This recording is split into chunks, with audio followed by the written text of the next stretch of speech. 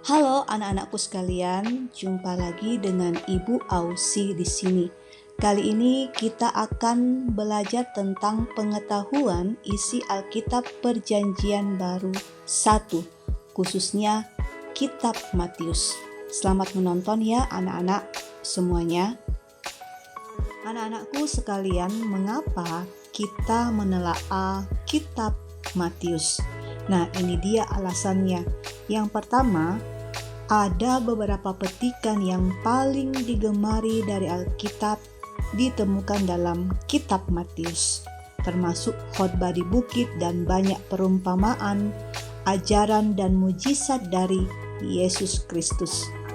Menelaah kitab ini dapat membantu kalian menjadi familiar dengan pelayanan dan firman Yesus Kristus serta dapat memperkuat kesaksian mengenai Yesus Kristus sebagai juru selamat dunia dan Mesias yang dijanjikan yang dibicarakan oleh para nabi kudus yang ada di dalam Perjanjian Lama.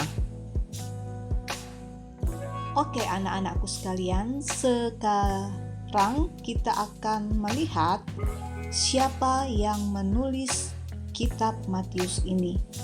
Ya, yang menulis Kitab Matius ini adalah Matius sendiri. Matius itu juga dikenal sebagai Lewi.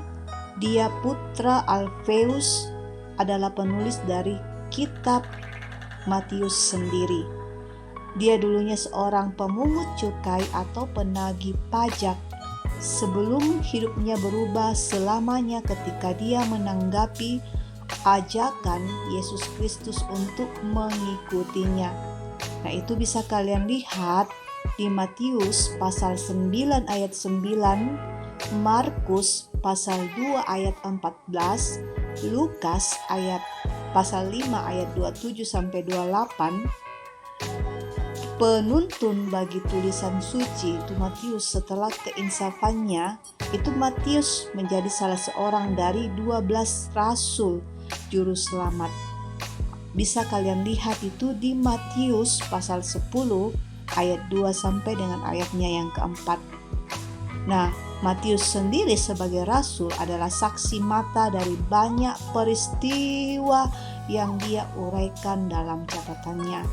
Ini didukung oleh judul yang diberikan pada kitab Injilnya dalam terjemahan Joseph Smith, yaitu Kesaksian dari Matius. Penulis dari kitab Matius kita tidak tahu persisnya kapan itu ditulis oleh Rasul Matius. Tetapi banyak para ahli yang mengatakan bahwa kitab itu ditulis kemungkinan pada paruh kedua dari abad pertama Masehi. Dan kita tidak tahu di mana Rasul Matius menulis kitab tersebut. Kitab Matius ini tampaknya ditujukan kepada orang Yahudi untuk memperlihatkan bahwa Yesus Kristus itu menggenapi nubuat dalam Perjanjian Lama mengenai Mesias. Sewaktu Matius menuturkan kembali kehidupan, firman dan tindakan Yesus Kristus, dia seringkali merujuk kepada nubuat Perjanjian Lama. Dan itu kalian bisa lihat di Matius pasal 4 ayat 14, Matius pasal 8 ayat 17, Matius pasal 13 ayat 35, dan Matius pasal 21 ayat yang keempat. Dalam kisah Injilnya, Matius menggunakan istilah putra Daud. Ada 12 kali sebagai kesaksian bahwa Yesus Kristus adalah pewaris yang sah terhadap tahta Daud dan penggenapan dari nubuat-nubuat mengenai Mesias. Silsilah Yesus Kristus yang ditulis Matius menelusuri garis keturunannya sampai kepada Daud, Yehuda, dan Abraham. Itu kalian bisa lihat di Matius pasal 1 ayat yang pertama hingga ayatnya yang ketiga. Memperlihatkan hak Yesus untuk memerintah dan peranannya dalam menggenapi janji-janji Allah kepada umatnya Israel. Sekarang kita melangkah kepada hal-hal yang menonjol atau yang unik dari kitab Matius. Meskipun banyak materi Matius juga terdapat di Markus dan Lukas, sekitar 42% dari Injil Matius adalah unik. Yang pertama itu adalah tema utama dalam Matius adalah bahwa Yesus Kristus datang untuk menegakkan kerajaannya di bumi. Matius menyebut kerajaan sorga seringkali, dan dia satu-satunya penulis kitab Injil yang telah menyertakan ajaran Yesus yang menyebut-nyebut jemaat. Itu bisa kalian lihat di Matius pasal 16 ayat 18, Matius 18 ayatnya yang ke-17. Injil Matius juga membantu kita melihat persamaan antara pelayanan Musa dengan Yesus Kristus. Misalnya, keduanya diselamatkan semasa bayi dari upaya raja untuk membunuh mereka. Lihat di Keluaran pasal 2.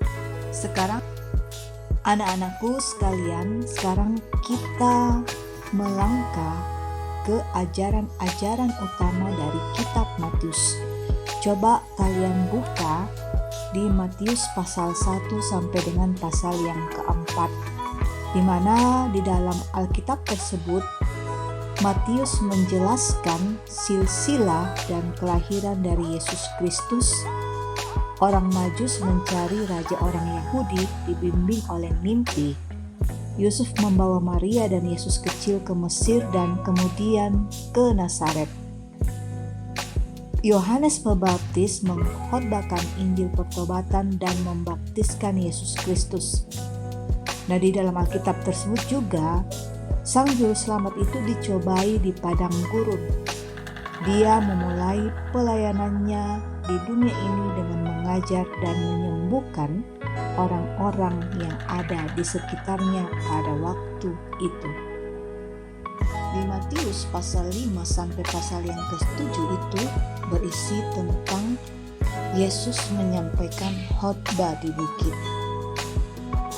Dalam Matius pasal 8 sampai pasalnya yang ke-12, Juru Selamat menyembuhkan penderita kusta, meredakan badai, mengusir iblis, menghidupkan kembali putri Yairus dari antara orang mati, dan memberi penglihatan kepada yang buta. Di sini Yesus Kristus memberikan kepada 12 rasul wewenang untuk melakukan seperti yang telah Dia lakukan dan mengutus mereka untuk mengkhotbahkan Injil. Yesus mempermaklumkan bahwa Yohanes Pembaptis adalah lebih dari sekedar seorang nabi. Juru Selamat menyembuhkan pada hari Sabat. Di Matius pasal 13 sampai pasal yang ke-15, di situ Yesus mengajar menggunakan perumpamaan. Yohanes Pembaptis dihukum mati setelah memberi makan 5.000 orang. Yesus dan Petrus berjalan di atas air Danau Galilea. Ahli Taurat dan orang Farisi mempertanyakan Yesus. Selanjutnya, anak-anakku sekalian, kita melihat di Matius pasal 16 ayat yang ke-18, di mana di dalam Matius pasal 16 ayat sampai pasal 18 itu, setelah Petrus bersaksi bahwa Yesus adalah Mesias Juru Selamat, mengindikasikan bahwa Dia akan memberikan kunci-kunci kerajaan Allah kepada Petrus dan 12 rasulnya. Yesus Kristus diubah rupa di atas gunung, di mana Petrus, Yakobus, dan Yohanes menerima kunci-kunci imamat. Yesus memberikan petunjuk kepada para muridnya mengenai cara menuntun gereja dan mengajar. Selanjutnya, coba anak-anakku sekalian buka Matius pasal 19 sampai Matius pasal 23. Ya, di Matius pasal 19 sampai pasal 23 itu berisi tentang apa anak-anak? Betul sekali. Di Matius pasal 19 sampai pasalnya yang ke-23 itu Juru Selamat mengajar tentang sifat kekal dari pernikahan. Dia memasuki Yerusalem dan membersihkan bait suci. Melalui penggunaan perumpamaan, Yesus memaparkan niat jahat para pemimpin Yahudi yang menentangnya. Dia berduka karena kehancuran Yerusalem di masa yang akan datang. Matius pasal 24 sampai dengan pasal yang ke-25 Di situ menceritakan Yesus Kristus bernubuat mengenai kehancuran dari Yerusalem. Dia mengajarkan bagaimana cara pengikutnya dapat siap bagi kedatangannya kembali suatu hari nanti. Anak-anakku sekalian, coba kalian buka di Matius pasal 26 hingga pasalnya yang ke-27. Itu berisi tentang apa? Iya, benar. Di Matius pasal 26 sampai Matius pasal 27, Yesus makan perjamuan Paskah bersama para muridnya dan memperkenalkan sakramen. Dia menderita di Taman Getsemani dan dikhianati, ditangkap, disidang di hadapan para pejabat orang Yahudi dan Roma, dan disalibkan. Dia mati dan dikuburkan. Pasal yang terakhir di Matius adalah Matius pasal 28, di mana di situ menceritakan juru selamat telah bangkit. Dia menampakkan diri kepada murid-muridnya. Yesus memberikan kewenangan kepada para muridnya untuk memberitakan Injil ke seluruh dunia sampai pada kedatangannya kedua kalinya. Nah, itulah anak-anak sekalian isi dari kitab Matius. Semoga pembelajaran kali ini bisa bermanfaat bagi kalian semuanya. Nah, anak-anakku sekalian, dari kitab Matius ini apa yang bisa kalian simpulkan? Iya, melalui Injil Matius jelaslah bahwa Yesus Kristus adalah Raja yang kekal, Juru Selamat dan penebus dosa yang dijanjikan dalam Perjanjian Lama. Yesus Kristus itu adalah Raja dari segala raja karena Dia yang mempunyai segala kuasa, baik di sorga maupun di atas bumi ini. Sekarang kita akan melangkah kepada tugas untuk kitab Matius. Ada 3 pertanyaan yang Ibu akan berikan dan tugas ini dikerjakan secara kelompok. Setiap kelompok itu beranggotakan 2 orang. Tugas yang pertama itu adalah siapakah yang menulis kitab Injil Matius.